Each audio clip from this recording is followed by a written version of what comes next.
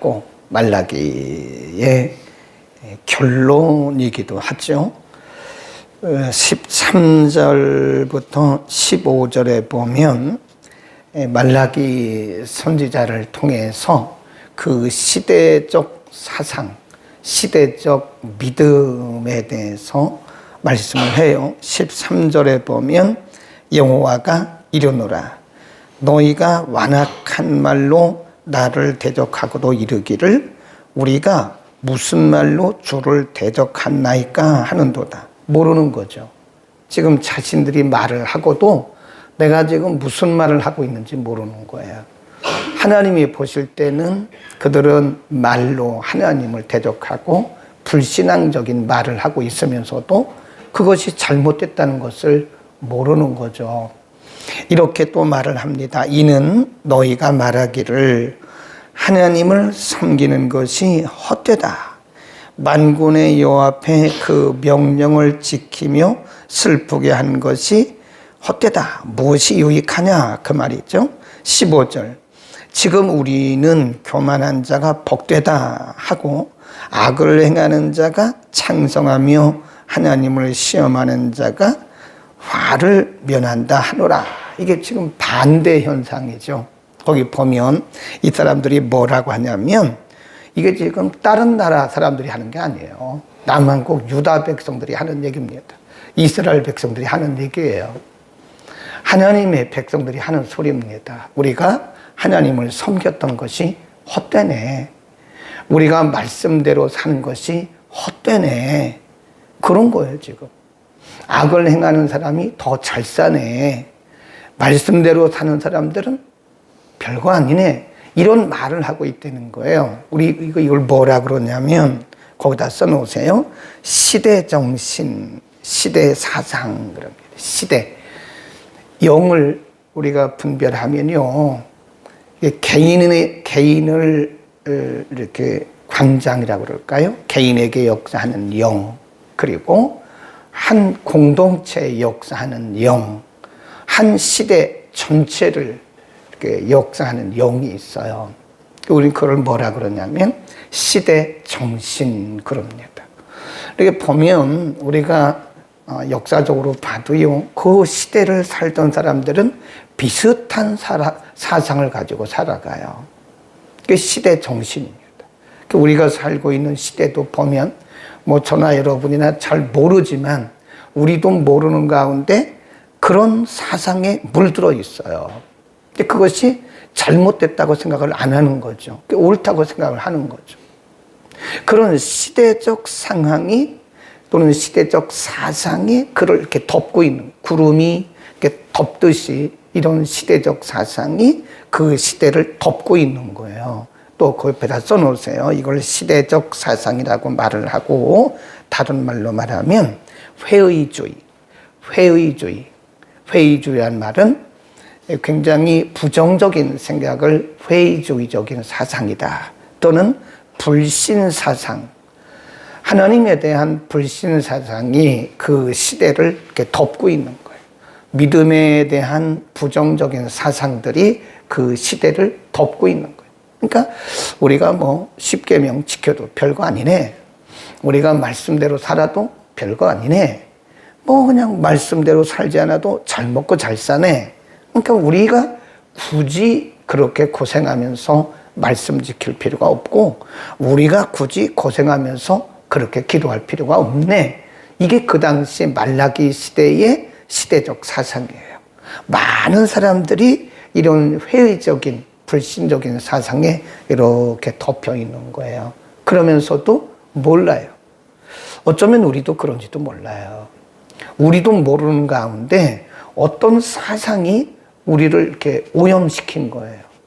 그리고 그것이 옳다고 살아가는 겁니다. 우리가 이 시대적 사람들을 보면 그렇잖아요.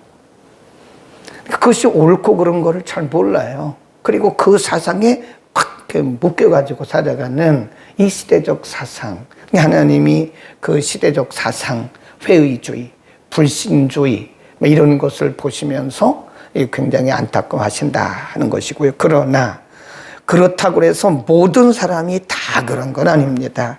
16절입니다. 16절. 16절 읽습니다. 시작. 그때에 여호와를 경외하는 자들이 비차에 말하며 여호와께서 그것을 분명히 들으시고 여호와를 경외하는 자와 그 이름을 존중히 생각하는 자를 위하여 여호와 앞에 있는 기념책에 기록하였느니라. 근데 하나님을 경외하는 사람들이 서로 말하기를 그렇지 않아. 일반적인 말라기 시대의 사람들은 말하기를 우리가 말씀대로 사는 것이 별로 의미가 없어. 헛것이야. 이렇게 말하지만 그럼에도 불구하고 일부의 사람들이 말하기를 그건 아니다. 이렇게 말한다는 거죠. 그 다음에 17절 만군의 여호와가 이르노라 내가 나의 정한 날에 그들은 16절에 있는 사람들, 하나님을 경외하는 사람들, 그들로 나의 특별한 소유를 삼을 것이요. 거기다 줄거내세요. 그들로 나의 특별한 소유를 삼을 것이다. 이 사람들을 누구라 그러냐면 남겨두신 사람들 그렇습니다. 남겨두신 사람들. 항상 어느 시대든지 이런 말라기 시대와 같은 이런 불신주의 사상, 회의주의적인 사상, 이런 사상들이 사람을 덮어요. 어쩌면 우리 시대가 그런 사상으로 덮여 있는지도 몰라요. 그러나 그렇다고 해서 모든 사람들이 다 그런 건 아닙니다. 하나님께서 남겨두신 사람들이 있어요. 어느 시대나 그렇습니다. 이사야 시대도, 예레미야 시대도, 호세아 시대도, 말라기 시대도, 아모스 시대도. 그러니까 우리가 걱정할 필요가 없는 게 우리가 세상을 바라보면서 세상이 다 악이야? 그럴 필요 없어요. 그 중에 하나님께서 남겨두신 사람들이 있어요. 홍수가 오기 전에 시대의 사람들은요, 그때 시대의 영성, 그 시대의 사상이라는 게 뭐냐면 인본주의입니다. 네, 우리가 창세기 6장에 보면 성경이 뭐라고 기록을 하고 있냐면 사람들이 자기의 좋아하는 자들로 자기의 아내를 삼았다. 그 인본주의거든요. 근데 결혼을 하는데 하나님의 뜻을 묻지 않고 자기들이 좋아하는 자들로 아내를 삼은 거예요. 그게 인본주의거든요. 그러니까 하나님이 사람 지으셨음을 굉장히 한탄하셨어요. 그리고 하나님이 말씀하기를 내가 기식 있는 모든 생물들을 이 땅에서 멸하리라. 그리고 하나님께서 딱 뽑으신 사람이 누구예요? 노아잖아요. 성경이 노아에 대해서 말씀하기를 노아는 당대의 의인이라 그랬어요. 의인이라. 노아 시대 사람들이 다 타락한 게 아니에요. 하나님께서 그 시대를 위해서 노아라고 하는 의로운 사람을 딱 예비해 두셨어요. 그게 남겨두신 사람이에요. 우리 시대도 마찬가지입니다. 어떤 사람들이 한국교회가 다 그렇게 말하지 마세요. 그렇게 말하는 것은 하나님을 모독하는 겁니다. 뭐가 한국교회예요? 저는 그렇게 생각하지 않아요. 물론 보는 사람들에 따라서 한국교회가 다 뭐 타락하고 변질되고 뭐 교회가 어쩌고저쩌고 그렇지만 절대 그렇지 않아요. 하나님은 이 시대도 남겨두신 경건하고 거룩한 교회가 있어요. 그리고 경건하고 거룩한 주의 종들이 남겨져 있습니다. 하나님께서 남겨두시고 숨겨놓으신 그런 주의 종들이 얼마나 많은데요. 하나님은 어느 시대나 남겨놓으신 사람들이 있어요. 그러니까 우리는 하나님은 그 시대마다 남겨놓으신 사람들이 다 있는 겁니다. 있어요.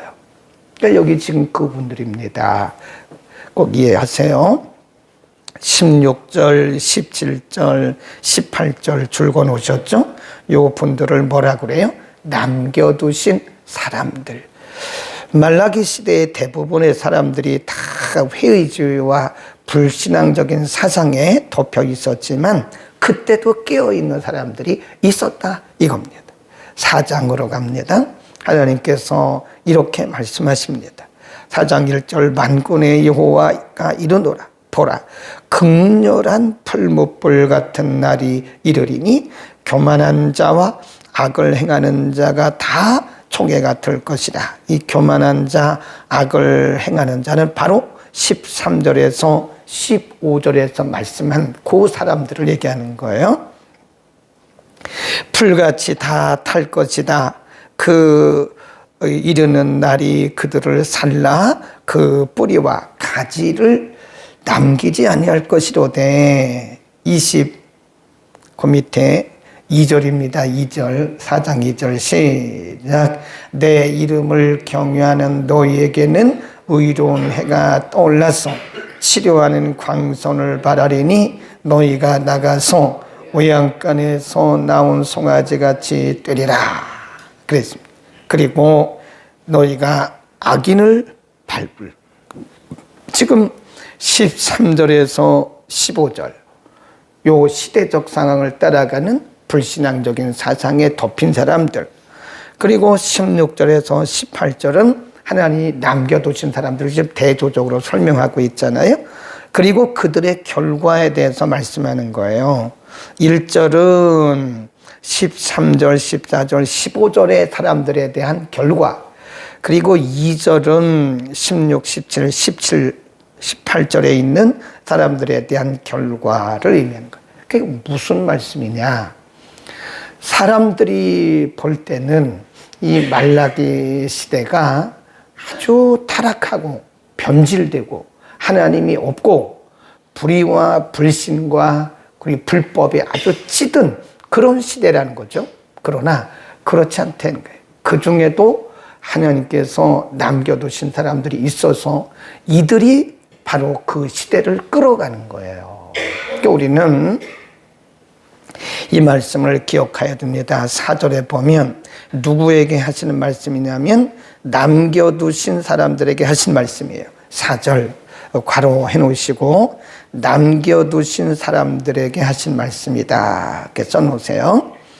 4절 괄호하고 너희는, 남겨두신 사람들이에요.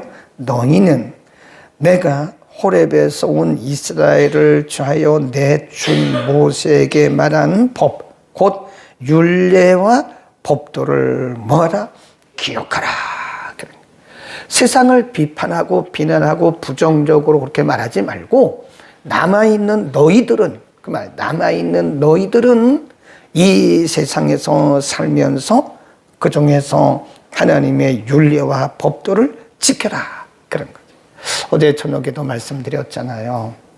이 세상이 비록 악하고 이 세상이 비록 불의와 불법이 가득 차도 성경은 우리에게 세상을 비판하라고 말씀하지 않았어요. 세상을 비난하라고 말씀하지 않았어요. 도리어 뭐라고 그랬죠? 세상에 빛이 되고 소금이 되라고 말씀.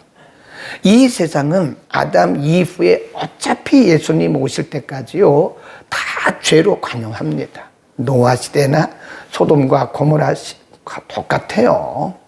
어느 시대나 어디 가나 마찬가지입니다. 아마 가면 갈수록 더 심해질 거예요. 죄악이 더 깊어질 겁니다. 그러나 우리가 이 세상을 비난하고 평가하고 이 세상을 향해서 막 이런다고 해서 세상이 편하지 않습니다. 안 바뀌어요. 안 바뀝니다. 그래서 성경은 우리에게 세상을 비난하고 판단하고 세상을 정죄하라고 말씀하지 말고 않고 뭐라고 그랬어요? 세상에 빛이 되라.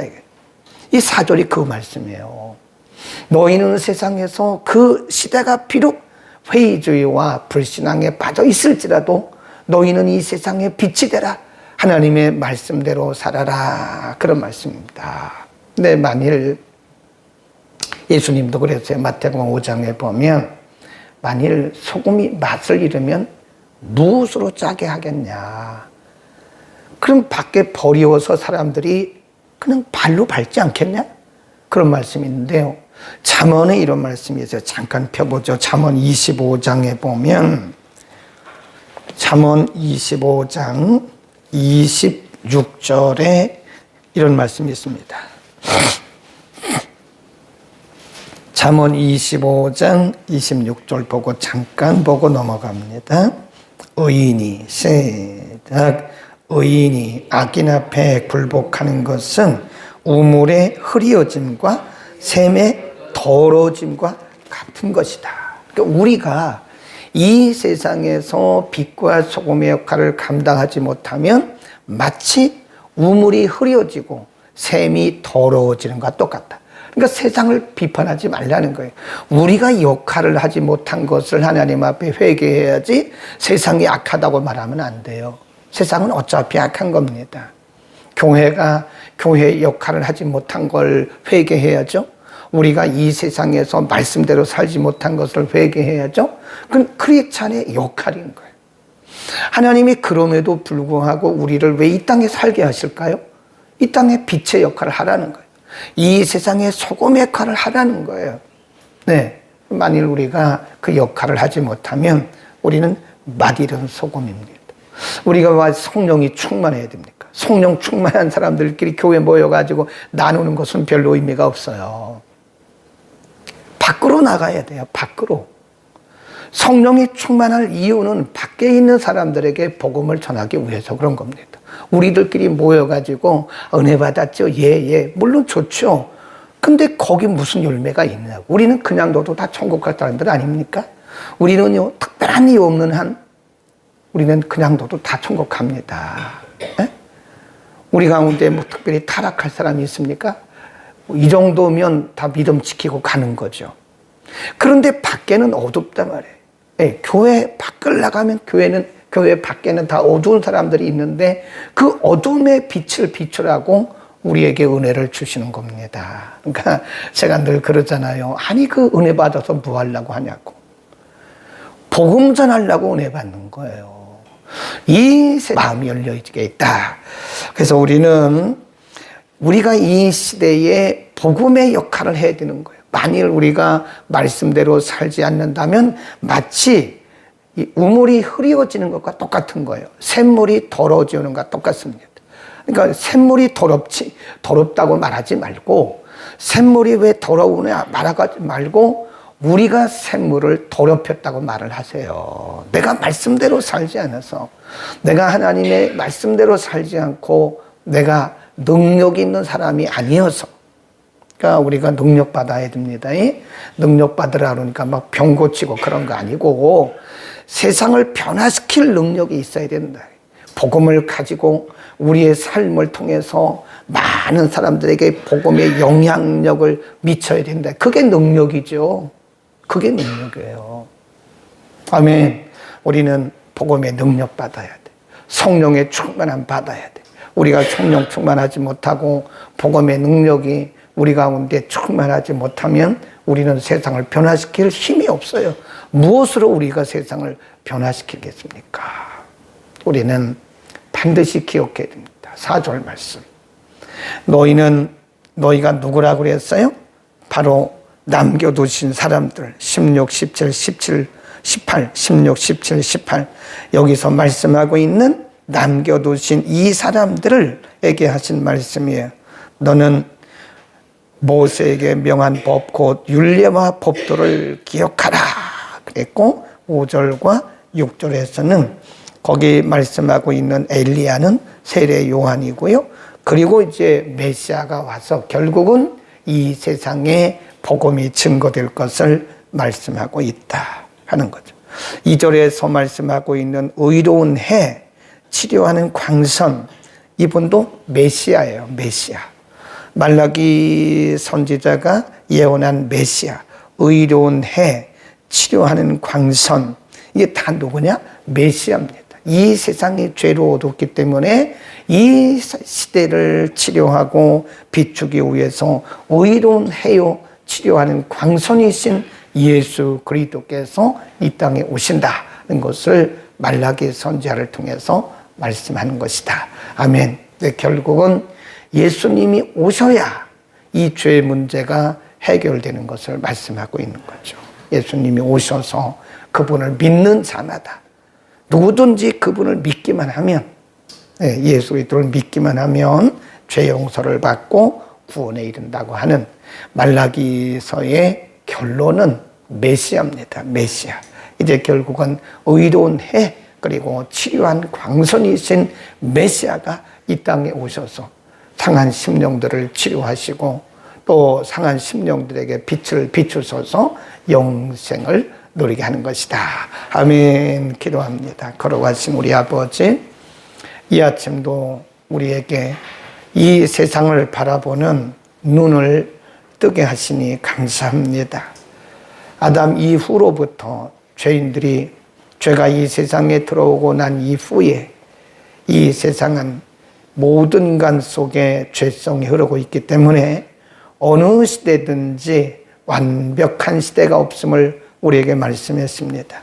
말라기 시대의 시대적 정신은 불신적 사상과 회의적인 사상이 구름같이 저들을 덮었지만, 그러나 그 중에도 하나님께서 남겨두신 사람들이 있어서 그들을 통해서 새로운 말씀이 증거되게 하신 것처럼, 오늘도 하나님 우리를 통해서 우리를 구원하시고 우리를 통해서 생명의 복음이 증거되기를 원하시는 하나님, 너희는 세상의 빛이요 소금이라고 말씀하셨는데 우리가 능력받고 성령으로 충만하고 말씀으로 충만해야 할 이유는 우리가 복음 전해야 목적과 사명이 있기 때문인 것을 믿습니다.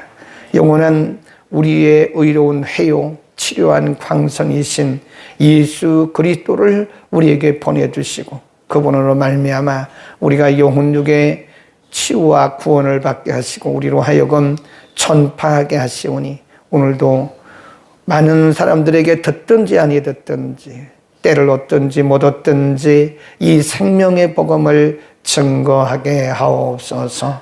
예수 그리스도의 이름으로 기도드립니다. 아멘.